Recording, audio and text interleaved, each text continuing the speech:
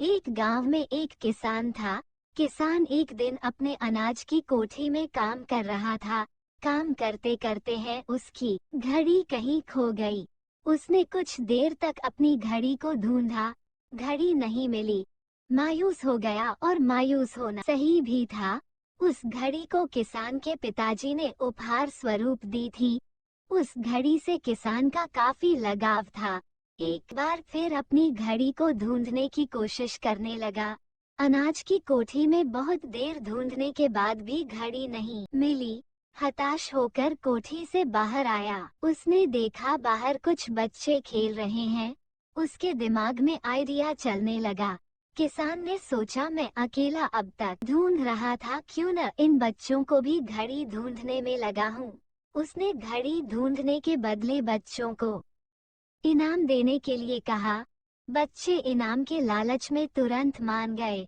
अब सारे बच्चे कोठी के अंदर जाकर घड़ी ढूंढने लगे। बच्चे जितना ढूंढ सकते थे उन्होंने ढूंढा, पर घड़ी नहीं मिली। बच्चे थक चुके थे, उन्होंने हार मान ली।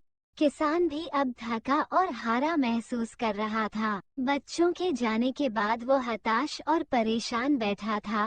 कुछ देर बाद एक बच्चा वापस आया। आकर किसान से बोला, क्या मैं फिर से घड़ी ढूंढ सकता हूँ? किसान ने कहा, ठीक है। बच्चा फिर से कोठी के अंदर गया और थोड़ी देर में घड़ी के साथ वापस लौटा। किसान ने देखा बच्चा अपने हाथों में घड़ी लेकर वापस लौटा है। किसान को खुशी का ठिकाना ना रहा। किसान को कुछ समझ नहीं आ रहा था। जिस घड़ी को उसने इतनी देर ढूंढा और इतने सारे बच्चों ने ढूंढा, उस समय वो घड़ी नहीं मिली, अब कैसे मिल गई? उसने बच्चे से पूछा, तुम्हें ये घड़ी कैसे मिली? बच्चे ने कहा, कोठी के अंदर जाकर वो एक जगह पर खड़ा हो गया और शांत वातावरण में घड़ी की टिक टिक सुनाई पड़ रही थी। मैंने घड़ी की टिक टिक की आवाज की दिशा में ढूंढना चालू किया और घड़ी मिल गई। किसान ने बच्चे को पुरस्कार दिया और हृदय से आभार व्यक्त किया। अब किसान खुश था, किसान उसे उसकी घड़ी मिल चुकी थी। कहानी की सीख, इस कहानी से हमें सीख मिलती है, शांति हमारी सफलता के लिए जरूरी है। शांत चित्त रहकर ही हम सफल हो सकते हैं।